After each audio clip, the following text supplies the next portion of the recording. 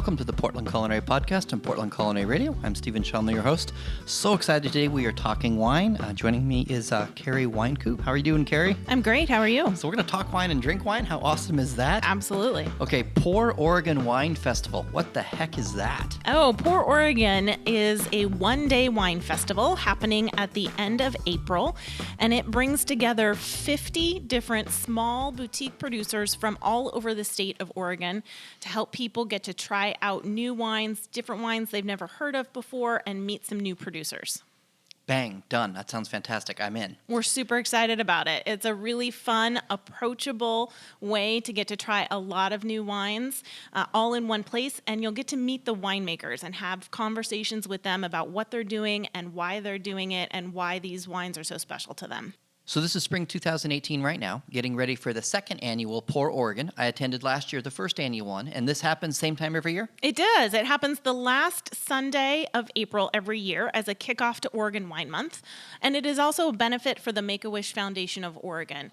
So a portion of every ticket goes to help support wishes coming true for children who are facing life-threatening diseases here in Oregon. Oh, that's an important thing. I love the charity component.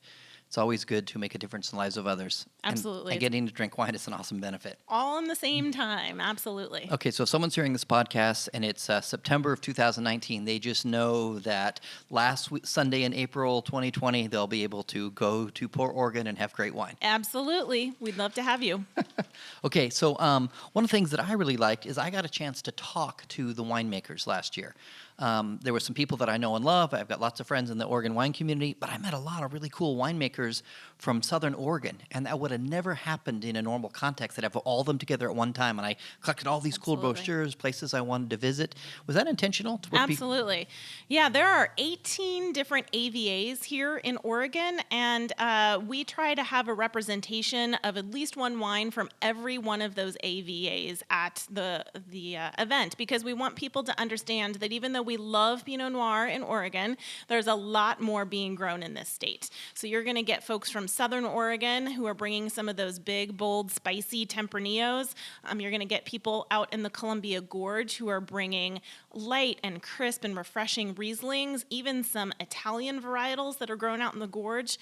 You'll get a great representation of Pinot from the Willamette Valley as well. So some of the Italians, like a Del Cetto or a Barbera? Yep, absolutely. Those are beautiful wines grown out in the Columbia Gorge. And I bet odds are we'll have some, what's the one I always struggle with, Viognier? Viognier, absolutely. There's a lot of that grown down in Southern Oregon. We'll definitely have one of those. And maybe a little bit of rosé? Yes, rosés are hot this year, and they are just being released by our producers, so I can guarantee you'll have some great pink wine. Okay, so I think this is, I have personally labeled this as Oregon's culinary wine, Tempranillo. Yes. Will we think we'll have any Tempranillo? Yes, absolutely. Our Southern Oregon producers are making these amazing Spanish-style Tempranillos, and you know what? There's even a little bit of Tempranillo grown here in the Willamette Valley, and I know that Dion Vineyards will be bringing their Willamette Valley Tempranillo. And any chance Tempranillo 5 they be there? They will be there, and let's hope they bring theirs as well. Oh, I can't imagine they wouldn't bring Tempranillo, man. I love them. We love them. Yeah, okay, so yeah, lots of different fun wines. Okay, some of the ones you've mentioned that people, Tempranillo, I'm sure you'll probably have a few Pinot Noirs. Yes, definitely have some Pinots, even some Pinots from Southern Oregon. So you'll be able to taste the difference between Pinot Noir grown up here in the Willamette Valley and that grown down in the Rogue Valley. So I was at an event earlier this year, and there was people tasting wine, and they weren't just telling you the wine, they were telling you the AVA. Mm-hmm. And it was like, oh my gosh, that's incredible. I bet you can pull that out of your hat sometime. Sometimes, yes. I envy those people who can do that.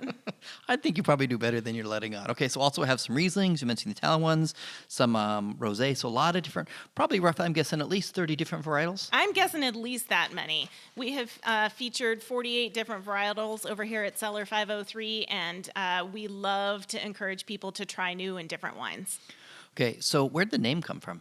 Pour Oregon. I have to thank a good friend of mine who came up with that name. We were going wine tasting with a bunch of us and trying to brainstorm up the name for this festival, and he came up with it about the third stop in the day, and we just loved the name. So it was a wine drinking fueled moment of creativity. Absolutely. Those are the best types of creativity. I love it. Okay, so last year when I went, Really good wine. I got to meet winemakers, but there was also food. Food again this year? Absolutely, yes. Tamale Boy and Ember and Vine, two of our favorite food carts here in town, will be selling food.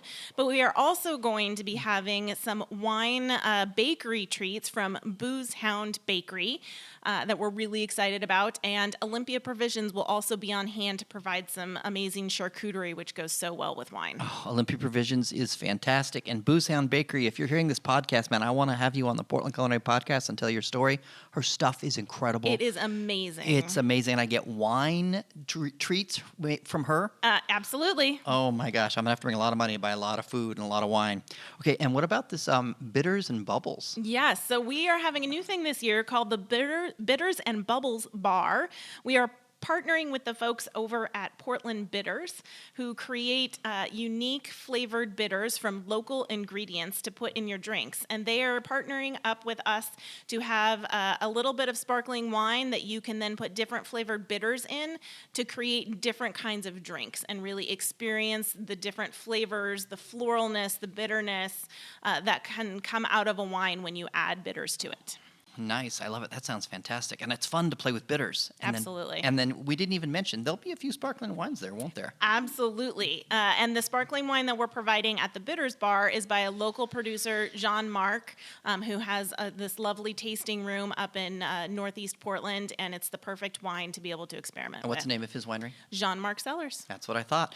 So I don't even know if I should let my girlfriend listen to the podcast. She loves sparkling wine because for her, she loves to pair it with different food. And in her head, sparkling wine pairs with all kinds of different food. Oh, it absolutely does. Popcorn, sparkling wine and popcorn is the best. Oh, I like that. Okay.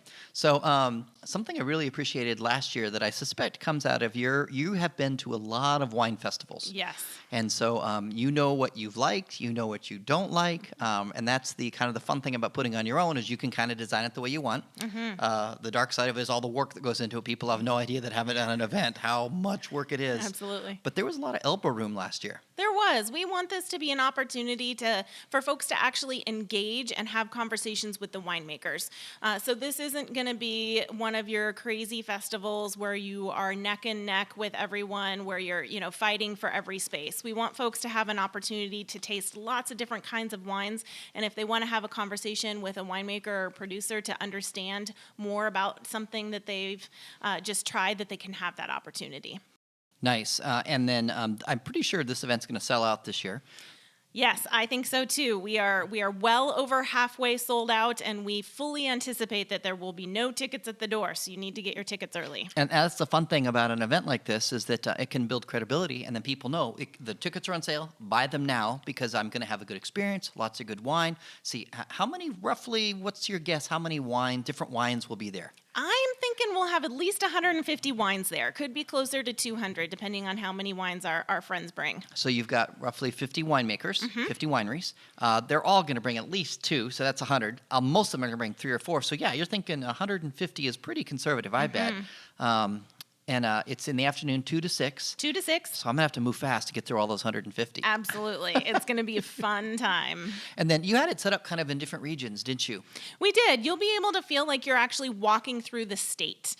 We have organized them in little pods based on their geography. So if you really are interested in trying some of those Southern Oregon wines that you don't normally get here in the stores in Portland, you can make a beeline directly for the Southern Oregon wines. Or if you want to hit your favorite friends from the urban wineries here in Portland, they'll have their own pod as well. So you can really kind of base your own tour of Oregon through walking the different pods here at Port Oregon. And that makes it fantastic for either day outings or vacations because then you can, these are, some really good vacations are kind of wine-centric based. And when I'm in this town, I'm going to go to these different wineries. Absolutely. We have folks who come here intentionally to plan where they're going to go on their summer vacations. I love it.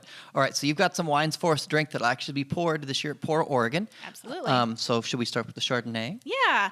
One of our favorite producers is Brick House Vineyards. They are down outside of Dundee in the Ribbon Ridge area of Willamette Valley. This is a Chardonnay. And what's lovely about Chardonnay here in Oregon is that there are so many different styles, and really Oregon is just now coming into its own of developing what Oregon Chardonnay really means. And I think that this is a great example of it. It's high acid, it's crisp, it's lovely. It's got just a slightest hint of oak barrel on it that really softens it out and rounds it out, but doesn't have that overwhelming buttery oakiness that you sometimes get from California Chardonnays. And this is from a fully biodynamic vineyard, and all of it is grown on their estate vineyard outside of Dundee. And now, you work often, at least we record an episode telling your wine story and the Cellar 503 story. In Cellar 503, you work with smaller producers. Yep. Some of them have taste rooms, some of them don't. Does Brickhouse have a tasting room? Brickhouse does have a tasting room, but it's only open by appointment, so you should definitely call ahead if you want to go down there and taste their wines. But yes, we work with folks making less than 10,000 cases a year all over the state. And if you want to know why that is, they need to listen to the Portland Culinary Podcast episode telling your story. Absolutely. Okay, so I love this wine. This is fantastic. The nose is incredible. It's beautiful. It just sort of jumps out of the glass at you. Yeah, well said. Okay, so what do I do with this? I'd buy a bottle of this. What's some of its highest and best use? Oh, that's a great question. Anything with a cream sauce is going to be great. Pasta with a nice Alfredo sauce, any kind of seafood. This would be amazing with some shellfish, some shrimp, clams, anything like that would really pair nicely with this. And I'm also thinking just the front porch, a warm summer day. Always. Oh my gosh, this is just fantastic. I love it. So do you have a preference, white or red? Oh, no. I drink them all indiscriminately, all year round. Good answer. Like, what's my favorite wine? The one I'm about to have. Absolutely. Okay, so Ribbon Ridge, anything fun we should know about them? So Ribbon Ridge is one of the smallest AVAs, or American viticulture areas, in the state of Oregon, and it's one of the sub-AVAs of the Willamette Valley. So it's a tiny little place. So it's one of the 18. It is. And some of them are bigger than others. Yes, some of them are bigger than others. Yep. And the Ribbon Ridge happens to be one of the smallest. Okay, for those who don't know, what is an AVA? How do you define the boundaries of an AVA roughly in non-boring wine terms? AVA stands for American Viticulture Area, and the folks in DC, the TTB folks, decide what an AVA is going to be. Basically, it's an area that is geographically connected. You could actually walk the entire boundaries of a particular AVA, and it has unique characteristics that come through in the wine. So whether it's a particular type of soil or a particular kind of breezes that come through, those characteristics shine through in the wine as defining characteristics of that area, and they are able then to call that wine from that particular area. Nice, I like it. And you are smart. You know your wine, which I already knew. Okay, you. so tell me about this red. This color is beautiful. Yeah, so this is called the Ditani from Crisell Cellars down outside of Medford. They have this amazing tasting room up on Table Rock in the hills just outside of Medford where you can literally see the entire valley. They have this fabulous porch where you can drink wine and have wood-fired pizzas. It's just heavenly down there. Okay, and that's south of Medford. South of Medford. Okay, I have to go. You've sold me. It's just gorgeous. And as with many Southern Oregon wineries, they make bigger, fuller, richer style red wines. So this is a red wine that is a Bordeaux style blend, which means it's a blend of Cabernet and Merlot and Cabernet Franc. But because they're from Southern Oregon and they like to do things differently, they put a little bit of Tempranillo in there because Southern Oregon is really well known for their Tempranillo and their Spanish style grapes. I do love Tempranillo. So they stick a little bit of the Tempranillo in here really to make this a unique blend. So this is really their signature blend. Most of their grapes go into this particular wine, and they're very proud of it, as they should be. It's really a dark color. It's really rich and intense flavors that really you could sit this bottle open on your counter for days, and it would just keep evolving over time. Yeah, it's just unctuous. It's just, I don't know if that's even... That's a great description. Wow, it's just phenomenal. Mm-hmm. Okay, so tell people some of what I'm tasting in this incredible wine. Well, there's definitely some green pepper which comes out from the Cabernet Franc. But you're still getting the Cabernet Sauvignon, which also has an herbal quality to it, but has a lot more fruit. So you're tasting sort of this dark red fruit or sort of, black fruit.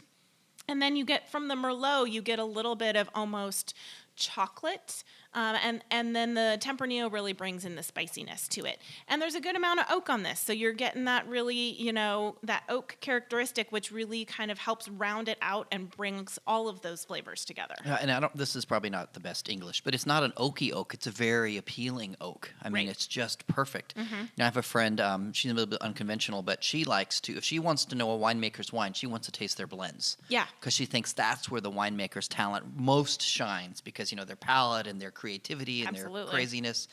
This is fantastic. Okay. I love the fact that Crisel Cellars focuses on this blend. Like, this is their number one wine. This is where they put all of their best barrels into. Plus, it's just a cool word, looking Titani. I mean, I love the look of it. That's just awesome. Okay, so what are some things somebody should do? If they get a bottle of Titani, what are some things they should consider doing with it? Oh, definitely a steak would be amazing. Some blue cheese on top would just bring it all together. Yes, for sure. Even something, a bacon-wrapped pork tenderloin would be amazing with this. Anything that's going to hold up to these powerful flavors. And could I be so bold, even maybe a pepper bacon BLT? Yes, that would be amazing. I do love me a BLT there. So That would be great. Little unconventional BLTs in wine, but Yeah. I like everything with wine. Absolutely. Okay, any other fun details people should know about Crisel Cellars? They have live music almost every weekend. Wow. So you can go up there, grab a bottle of wine, grab some pizza, listen to live music, and really take in the entire valley from their deck. It's stunning. That's fantastic. Okay, well, Gary, I am super excited for Port Oregon. We're super excited to have you. There's not a lot of wine festivals in Portland. There's not as many as people would think. There I mean, we really got aren't. a gazillion beer festivals. Yep. I think like 72 at last count. Wow. But there's not as many wine festivals. And what I love about your emphasis is you're not just celebrating wine, and you're not just having an amazing, well-run having run festivals myself. Hats off, well-run festival. Thank you. But you're celebrating all of Oregon, and that's the Absolutely. impressive part. Yeah, we really want people to come here and get a sense of the entire state of Oregon. And it's really all about the wine for us. There's no beer, there's no distilled spirits. This is just an opportunity to focus on the wine from these small little producers that you would have a hard time finding anywhere else from different parts of the state, so you can really explore Oregon. Okay, and then if I make a bold suggestion to people listening to this podcast, first buy your tickets and go to Port Oregon, but then bring plenty of money because you have a really cool will call system. So I can be visiting, say, with my friend Tess at Hoodcrest Winery and decide to Absolutely. buy more of her amazing wine, which I absolutely love. Her stuff Yes. is incredible. And then what happens once I buy it from her? Yes, all of your tastes while you're at the event are included in the ticket price. But if you decide you absolutely love this bottle of Titani and you would like to take it home, you can purchase it directly from the folks at Crisel Cellars. And then when you're all done making all of your purchases, you stop by our will call at the end of the evening, pick up all of your wines all at once, and take off to enjoy them. So you don't have to schlep around bottles of wine all afternoon. Ah, I love it. And it worked well last year. It did. Hi. It's a great way for people to be able to enjoy themselves and buy more wine. Excellent. All right. Well, Gary, thank you so much for joining us on the Portland Culinary Podcast. Thanks We will for having see me. you at Port Oregon, and I wish you all the best. Thanks so much. Cheers.